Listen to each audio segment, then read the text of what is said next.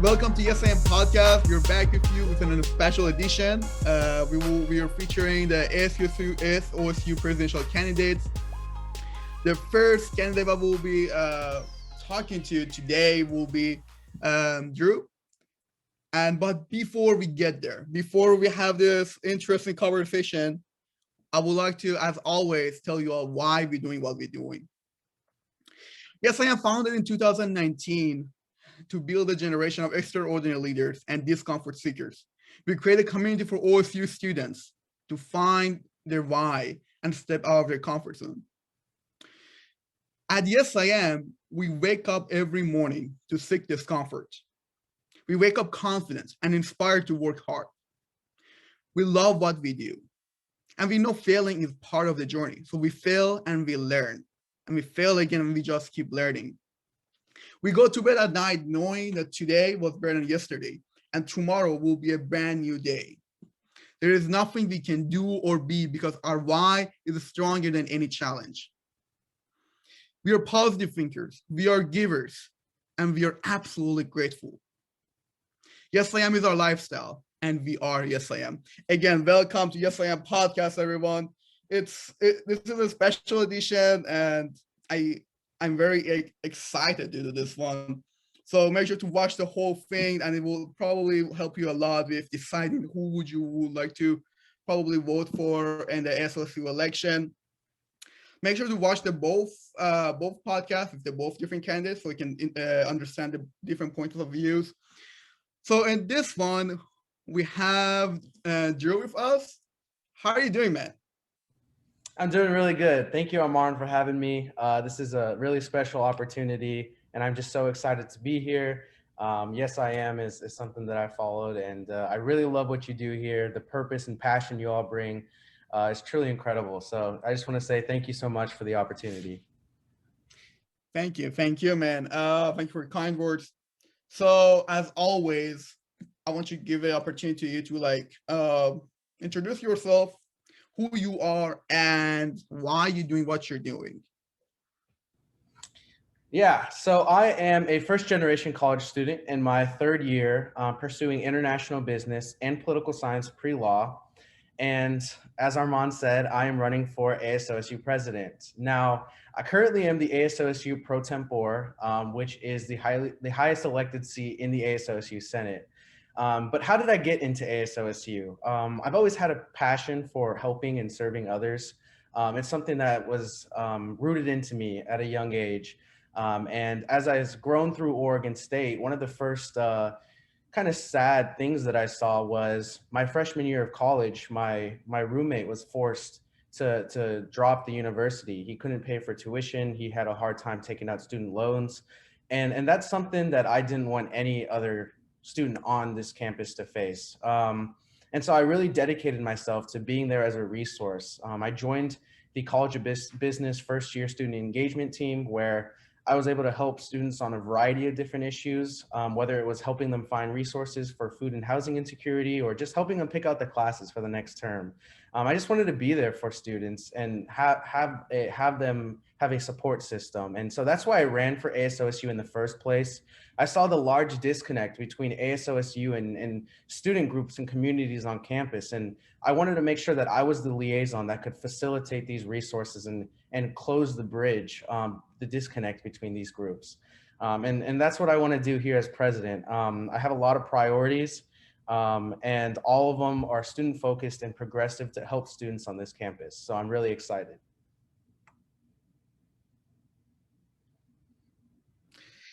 Thank you for the introduction. Let's get to know you a little bit more, outside of ASOSU. What is your story?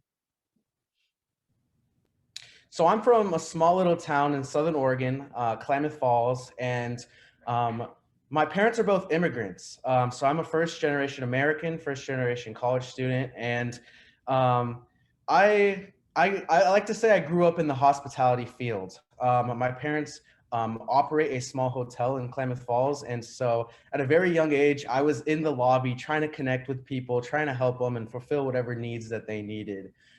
this really rooted a passion inside of me for being at the service or to serve and help other individuals. Growing up in high school, I tried to do as many things as possible. I've always had the mindset of keeping an open mind and trying everything to see what you love, what you're passionate about. And so in high school, I was heavily involved in an organization called DECA, HOSA, Honor Society, leadership, really just tried to do as many things as possible. And that kind of stemmed over to what I've been trying to do here at Oregon State, participating in just various student organizations and being a student leader on campus. That's my story, and it's also my why. I was able to figure out my why very early on in my life, and I'm very grateful for that. To be at the service and to help others get where they're going. Oftentimes we often see our peers, our neighbors, our brothers and sisters struggling out there. And I want to be the person that can help facilitate the support system that they need to help them, to connect them from resource A to resource B, and really just help them figure out what their why is, and help them achieve what they're trying to do at the end of the day. Thank you. It's an interesting journey to be, I think, like a first generation student, like being the, because your parents were immigrant, but you born here, right? That's correct. Born and raised in Oregon, Bend, Oregon. So Yeah. Tell me about that. Tell me about how does it feel to have immigrant parents and then come here and be the first from your family coming to United States and being born here and going for your dreams. How does that feel and how do you do it? Yeah, I will tell you that it has been challenging at times. There is a struggle that comes with being the first of anything, right? It's all brand new, and there's a lot of things that you need to analyze and take in before you can actually set on your path and figure out what journey you want to go on. I've been really fortunate, I will say. Even though I'm a first generation American, first generation college student, my parents have just done an amazing job instilling values into me. When I was growing up, my parents always told me that they came to this country so that my brother and I would have a brighter future, so that my brother and I could pursue our passions and our dreams. And that's something that's really resonated with me, because I really do see that, my parents moved to this country and have really sacrificed what they left behind, the culture, the family, to be able to come to America to work hard and put my brother through college, and to let us, explore what areas and passions we have. This is something, my dad always told me growing up, and I think it's what a lot of parents say. My parents have always told me to pursue everything, to pursue every opportunity, even if I fail. If I fail, it's a learning experience, and it's just something that I can gain experience on and move forward. And so those are some of the values that have been really instilled in me growing up. When I first got into college, or even the process of getting into college, I will say was a little difficult for me. I participated in a lot of student organizations, so I felt like I had a leg up in knowing what the process was like. But even then, it was a little difficult being able to navigate the ins and outs of applying to college, to figure out what student aid looked like, how to pursue scholarships. And so those are actually some of the resources that I want to make sure that I provide here going forward. But yeah, there's been challenges, I will say. And at the end of the day, my mindset has always been to confront those challenges with the support system that I have, and to truly understand the situation and then move forward from there. But I am blessed. I am really blessed to be the first individual in my family to pursue higher education and have the opportunity to go to college. And I really do. I owe it all to my parents. I can't emphasize that enough. I love them, and there's nothing they wouldn't do for me. I can definitely relate to that, because I'm also an international student here, and my parents also told me kind of similar things, that like, hey, you're going there to build a bright future for yourself. and I was blessed with them supporting me to come here. And now I said this as my duty and my mission, is something that I have to do to go there, to become that person that I want to build that dream. So I think that's a very powerful story where you're coming from. When you were talking, you talked a lot about challenges that you have faced in your life. And one of the questions I always love to ask people, and the reason I ask this question is, like, the question is basically what's the biggest challenge you face and how did you overcome it. But the reason I ask this question is, we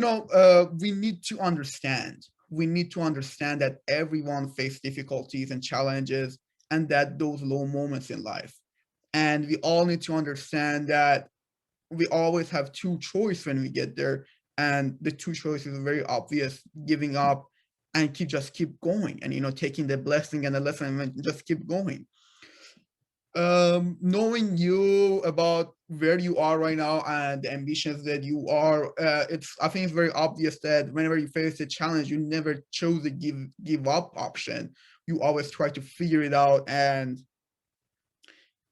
learn more, because as you said, failing is learning. And that's very important to keep in mind, that we failed, but we got to figure out why did we fail and how can we not fail next time. What experience can we gain? So please tell us about that one moment that you maybe was one of your biggest challenges that you faced, and tell us how you felt then, how you felt emotionally, and at the same time, what helped you or how did you figure out to overcome it. Yeah, I have a lot of failures to choose from, so a lot of learning opportunities. But one of the biggest times I failed in my life, I mentioned that I was part of a student organization called DECA, and I gave my soul, my heart, my tears, my sweat to this organization for 4 years in high school. um, I was a chapter officer at various levels. I was a state officer twice. I was nominated to run for the international organization, and I chose to do it. I chose to run for the executive president of DECA, and DECA is a national organization. It spans across all 50 states as well as a few countries. And so it was a really, really big, ambitious goal of mine. Um, and it was difficult to navigate it because, like I said, I wasn't really knowledgeable about how to go about and pursue big opportunities like this. Um, but my support system was there. They knew I was passionate. They knew I wanted to help students, and they helped me get to this place. The entire campaign, or the process of setting up for this campaign, was a 2-year process for me. So I was very emotionally invested.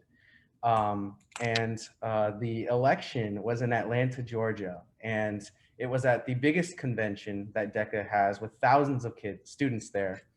And I came up short. I was really proud of the campaign that we ran.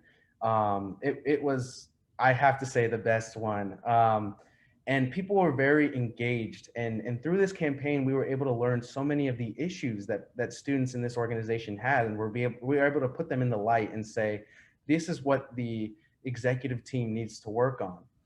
But I did come up short, and it hurt. It really did. I was very emotional afterwards. I think I cried a little bit. Um, and it was a moment in my life where I was down.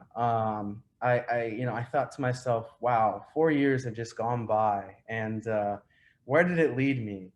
Um, and that was a mindset that I had for a second there. But then my support system, my peers, my parents, my friends, they were all there for me. They knew who I was, and they knew that I would be getting up and going to the next thing. It did take a little bit to process. It did take a little bit to learn, as you say. Um, but really, it helped me to understand that, like my dad says, when one opportunity closes, another one opens. And that's actually what led me to Oregon State. If I got elected, I wouldn't be here today at Oregon State. I would have taken a gap year and probably would have gone to another university. So I am grateful that that struggle or that challenge led me to Oregon State, because I've really found a home here. I found a community. I found a group of friends, a support system and network that I'm truly passionate about. So, you know, for me, it's really, if you fail in one area of life, take the time to process it, but know and understand that there's better things coming. There's better things down the line if you just pick yourself up and you pursue those opportunities. So that was really difficult for me to go through. It's been 3 years now since, but I'm really grateful for the fact of where that struggle has led me, especially to a beautiful place like Corvallis, Oregon. I mean, that you said it pretty well. You said it pretty well that, when we fail or the opportunity closes, another one will open up. And that's just how life is. We gotta know that it's fine. Maybe that was not my path, and we just gotta figure out what's yours. What is your calling and what is your path. And we have one. We all have one. We just gotta be wise about it, and we just gotta be passionate about that path and make sure we do all we can to get there. So it's very inspiring. It's a very inspiring story. Um, you know, one of the things I like to ask, we almost getting to the close of the end of the podcast, but I really like to ask this because this question I'm going to ask you right now helps you helps you to imagine who would you be in future. And it's a question I've been asking a lot, and the answers I get are just so inspiring. And I think everyone will have been felt inspired by what people say about the future. And that is, this is your 80th birthday, and you're receiving a letter from your kid. Your kid is probably grown up then too. So, and that letter it's all about you. Is your birthday gift from your kid, and they're just describing their father. Um, if you wanna imagine that letter, what is that letter saying to you? And let's not keep it very long because I have one more question. So go ahead. Yeah, no, that's definitely something to think about. If I was fortunate to receive a letter when I'm 80 years old, from my children, I really just, would want it to say thank you for installing values into me and my siblings. Um, I think, as a parent, that's definitely something that would be my number one goal: making sure that my children are set up for success, understand the values and morals that are needed to navigate life, understanding that kindness is one of the most powerful things in this world, um, understanding that I will always be there to help and support them, and to love them unconditionally. Those are the things. Family is just a huge value of mine, and yeah, um, that's all I'll say about that. It sounded like a very authentic answer, and like the way you were saying it, it was very authentic, and like I really it's very interesting that we get so many different answers when we get asked this. Okay, who do you want to be? Who do you want to be remembered as? And I think kindness, teaching your kids to be kind is one of the things that one of the values that everyone wants to teach to their kids. And yeah, that was a great answer. Thank you for that. And as my last question that we always would love to end the podcast with, Um, what is the biggest lesson you ever learned in your life that you think people that are watching this will also benefit from? This is a good question. Honestly, for me, I would say the biggest thing that I've learned in my life is to to pursue opportunities, to not be fearful or scared or doubt yourself when an opportunity arises. You know, feel free to step out of your comfort zone once in a while. I've heard a quote from Will Smith, and it really resonates with me. Your best life lives one step outside of your comfort zone. And for me, that has been true, and I know for several others of my peers that's been true. But when you do pursue these opportunities and you do step out of your comfort zone and are struggling, don't hesitate to ask for help. And that's the other thing. Those are the two things. You have support systems available for you, whether that's parents, friends, peers, teachers, professors. There are people willing to help you, and sometimes all it takes is just reaching out and asking for help. So those are the two lessons that I've learned in life, and continue to share with everyone I know. Don't be afraid to step out of your comfort zone and pursue opportunities, and don't be afraid to ask for help, because there's always people there. Come contact me, and I'll be there. Contact Arman, he'll be there. We're here for you, and we're here to set up a network of leaders to help each other and help other individuals. So that's all I have. Thank you. I mean, the helping is very important. I always love to. It's very meaningful when you always tell people at the end of any conversation, "How can I help you?" Right. It's very simple, but I think it was I forgot who we were talking in one of the podcasts. I think it was Ollie that said we never know what's happening in other people's life, and maybe saying how can I help you can open the door for them to just like open up and talk and feel better afterwards. So it's very powerful. It's very powerful to do that. This episode will be aired January 15th during the time that the voting is open. People can vote. So what would you like to say to people that are undecided, that want to see who should they vote for?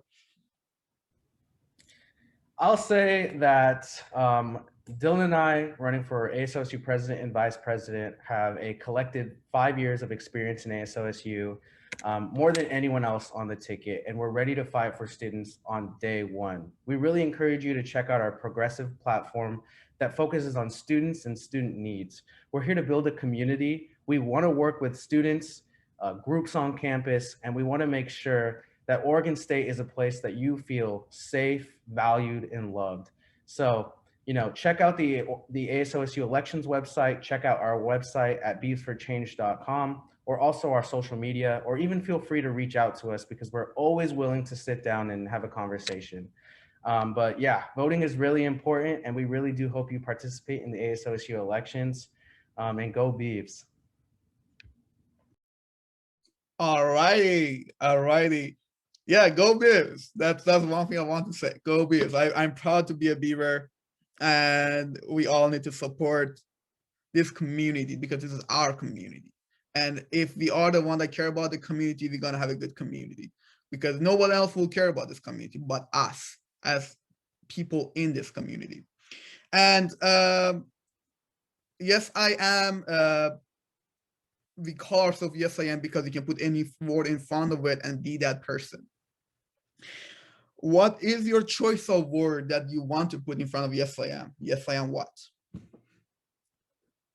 I'm gonna go for a little cheesy one here, but yes, I am ready to serve the students of Oregon State University as your next president. All right, thank you so much for being in this podcast with us.